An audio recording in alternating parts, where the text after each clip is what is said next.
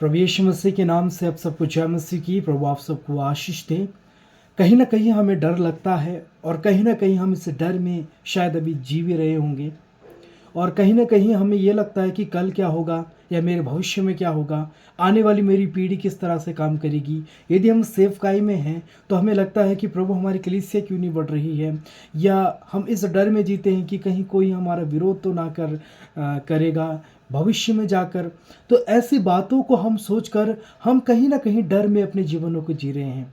और डर ही एक बहुत बड़ा हथियार है हर एक मनुष्य के जीवन में, जो हमें अपनी सफलताओं को पाने से रोकती है। कहीं ना कहीं हम डर में हम अपने जीवन को जीते हैं और हमें ऐसा लगता है कि हम ये काम नहीं कर सकते हैं, वो काम नहीं कर सकते हैं, हम सुसमाचार नहीं सुना सकते हैं, या हम जॉब नहीं कर सकते हैं, या हम बड़े अधिकारियों से बात नहीं कर सकते हैं। ये एक डर का एक कारण होता है।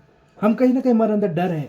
और हर एक मनुष्य जाति जो इस धरती पर है, यदि वो समझ जाए इस डर के ऊपर कामयाबी यदि प्राप्त कर ले, तो अपने जीवन में कहीं ना कहीं वो एक सक्सेसफुल व्यक्ति बनकर उभरता है।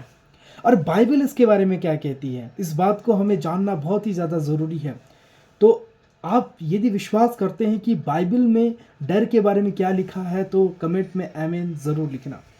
वचन जब हम पढ़ते हैं दूसरा तिमुथियो उसका 1 अध्याय उसका 7 वचन को जब हम पढ़ते तो वहाँ पर लिखा है कि क्योंकि परमेश्वर ने हमें भय की नहीं परंतु सामर्थ की आत्मा दी है। तो यहाँ पर जो भय जो है, वो जो आत्मा, ये परमेश्वर की ओर से नहीं है हमारे जीवन में, ये शैतान की ओर से हमारे जीवन में बोया गया एक बीज है जो बढ़ता है और इंसान को जो है सफलता प्राप्त करने से रोकता है।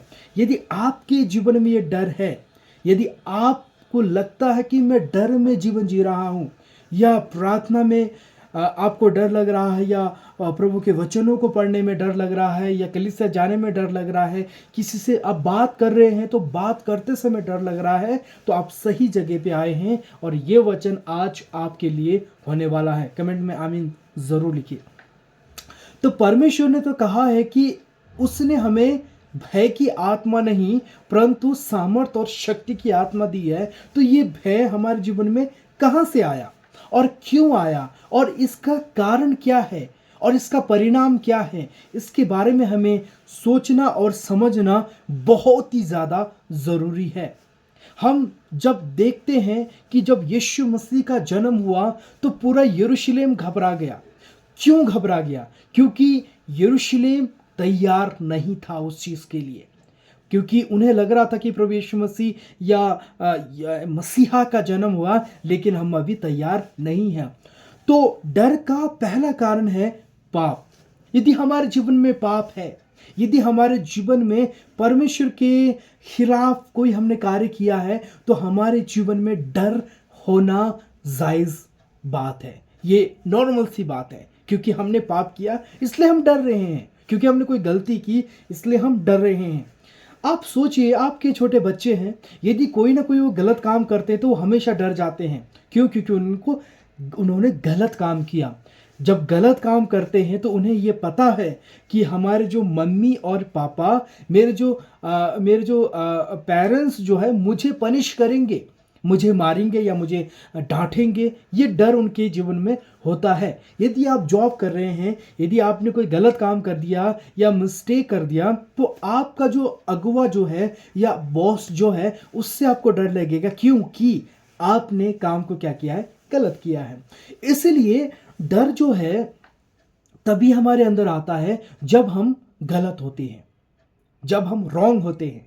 तो हम देखते हैं कि इंसान क्यों डरता है, क्योंकि उसके अंदर क्या है, उसने क्या है, गलत किया है, इसलिए उसके जीवन में क्या है, वो डर है।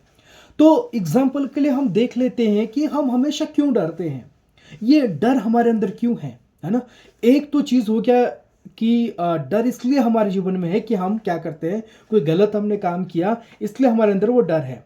और दूसरा डर, जो चीज़ है ही नहीं है या जो चीज़ हुई नहीं है उसके बारे में सोचकर हम डरते हैं, यानी कि कुछ भी नहीं है लेकिन हम सोच रहे हैं। फॉर एग्जाम्पल के लिए, एक अंधेरा कमरा है उस कमरे में एक व्यक्ति है और एक व्यक्ति को एक लंबी सी एक चीज़ दिखती है और वो चीज़ देखकर वो सोच रहा है कि ये सांप है और ये सांप कोबरा है और कोबरा मेरे पास आकर मुझे डस लेगा और मैं मर जाऊंगा और मरने के बाद मेरे परिवार का क्या होगा, मेरी बीवी का क्या होगा, मेरे बच्चों का क्या होगा। ये सोच सोच कर वो डर रहा है, डर रहा है। हालांकि वो लंबी चीज़ क्या है उसको नहीं पता, जस्ट ही वॉज थिंकिंग कि वो सोच सोच रहा है कि ये एक सांप है और कोबरा सांप है, आएगा मुझे डसेगा और मैं मर जाऊंगा करके वो सोच रहा है। लेकिन लाइट आती है, जैसी लाइट आई उसने देखा कि अरे यहाँ पर तो एक लंबी रस्सी है और मैं कैसा सोच रहा था। तो सेम उसी प्रकार से हम कभी कभी हम डर को खुद ब खुद पैदा करते हैं। डर है नहीं है, लेकिन हम डर को खुद ब खुद पैदा कर रहे हैं। क्यों? क्योंकि हम उसको सोच रहे हैं, विचार कर रहे हैं, अपने सोचने से बढ़कर हम सोच रहे हैं। और उस व्यक्ति ने सोचा कि वो कोबरा है, वो आएगा मुझे डसेगा, मैं मर जाऊंगा, मेरे बच्चों का क्या होगा, मेरे परिवार का क्या होगा, मेरे फैमिली का क्या होगा। ये सोचकर वो क्या कर रहा है, डर रहा है, हालांकि कुछ नहीं है। तो डर कभी कभी हम खुद ब खुद क्रिएट करते हैं। एक तो डर वो है जब हम पाप करते हैं या परमेश्वर के विरोध में कार्य को करते हैं, या झूठ बोलते हैं, या व्यभिचार करते हैं, या खून करते हैं, या गलत बातों को बोलते हैं, या लड़ाई करते हैं, झगड़ा करते हैं। जो कुछ प्रभु का वचन कहता है उसके विपरीत हम जाते हैं। तो एक डर वो हमारे अंदर है कि मैं एक पापी हूं और सबसे बड़ा डर है कि मुझे नरक में जाना पड़ेगा। ये एक डर है। अब सोचो, आज प्रभु यीशु मसीह आ जाए तो क्या होगा? क्योंकि एक डर है, कभी ना कभी प्रभु यीशु मसीह आएंगे। हमारा एक डर है, अंदर डर बैठा हुआ है। इसलिए हम हमेशा क्या करते हैं, हम प्रार्थना करते हैं, हम वचन को सुनाते हैं, हम अपने आप को तैयार करते हैं कि हमें नहीं पता प्रभु कब आएंगे। इसलिए हम अपने आप को रोजाना हम क्या करते हैं, तैयारी करते हैं। एक तो ये जब हम पाप करते हैं, और दूसरा हम खुद ब खुद क्रिएट करते हैं उन चीज़ों को, है ना। खुद ब खुद हम सोचने लग जाते हैं, विचार करने लग जाते हैं। खासकर जिनके फैमिली हैं या जो माताएं हैं, वो बहुत ही टेंशन करते हैं अपने बच्चों के प्रति कि हमारे बच्चों का भविष्य क्या होगा, ये वो ब्ला ब्ला, ये सारी चीज़ों को सोच कर विचार कर वो क्या करते हैं कि सोच में पड़ जाते हैं, विचार में हो जाते हैं ना कि क्या होगा इन फ्यूचर में, हमें नहीं पता। ये सारी चीज़ें टेंशन है। मुझे तो बेटे का टेंशन होता है, बेटी का टेंशन होता है, कैसे करेंगे, कैसे। ये हुए नहीं है, लेकिन उन्होंने सोच लिया है, खुद ब खुद क्रिएट। और शैतान का एक बहुत बड़ा एक हथियार भी है, एक डर, है ना। यदि हमें उसको पता चल गया कि ये डर रहा है तो वो हमें और डराएगा, सपनों के माध्यम से डराएगा या विरोधियों के माध्यम से डराएगा। और डराते डराते हम इतने डर जाएंगे कि आखिरकार हम ये बोलने के लिए तैयार हो जाएंगे कि प्रभु तो है ही नहीं है ना, सब कुछ ऐसे ही चल रहा है। तो ये सारी चीज़ें हम देख सकते हैं। तो डर जो है बहुत ही बड़ा हथियार है शैतान का। इसलिए प्रभु के वचनों को याद करें मेरे प्रियो, जिस प्रकार से प्रभु के वचन में कहा है कि क्योंकि परमेश्वर ने हमें भय की आत्मा नहीं, डर की आत्मा नहीं, परंतु सामर्थ की आत्मा दिया है। तो उस सामर्थ को हम पहचाने जो परमेश्वर ने जो हमें दिया है, उस सामर्थ को हमें पहचानना बहुत ही ज़्यादा ज़रूरी है। यदि हम उस सामर्थ को नहीं पहचानेंगे तो कहीं ना कहीं हम डर में अपने जीवनों को जी रहे हैं। तो मेरे प्रियो, इस वचन के माध्यम से मैं यही कहना चाहता हूँ कि हम कुछ ना सोचें, परमेश्वर के ऊपर निर्भर हो जाएं, भविष्य की चिंता परमेश्वर को दे दे। जैसा परमेश्वर चाहता है वैसा अपने जीवन में होने दे। यदि हम खुद ब खुद अपनी अगुवाई करने लगें तो हम असफलता की ओर जाएंगे। यदि हम अगुवाई को परमेश्वर को दें, पवित्र आत्मा को सौंपें और पवित्र आत्मा से कहें पवित्र आत्मा आप हमें चलाइए, तो डेफिनेटली मैं ये कहता हूँ कि परमेश्वर के आनंद, परमेश्वर की सामर्थ हमारे जीवन में आएगी। तो परमेश्वर ने हमें डरने के लिए नहीं कहा है ना। और हर एक वचन इस प्रकार से कहता है, डर मत, मैं तेरे साथ हूँ, इधर उधर मत त्याग, मैं तेरा यहोवा परमेश्वर हूँ। तो ये वचन एक समय में जब एक समय तकरीबन 6-7 साल पहले जब मैं उपवास प्रार्थना में था और मैं एक झोपड़ी में बैठा हुआ था और रात के 11 बज गए थे, मैं प्रार्थना कर रहा था। वो जो मुझे डर लग रहा था कि मेरे पीछे कोई ऐसा बैठा है करके, मुझे ऐसा लग रहा था।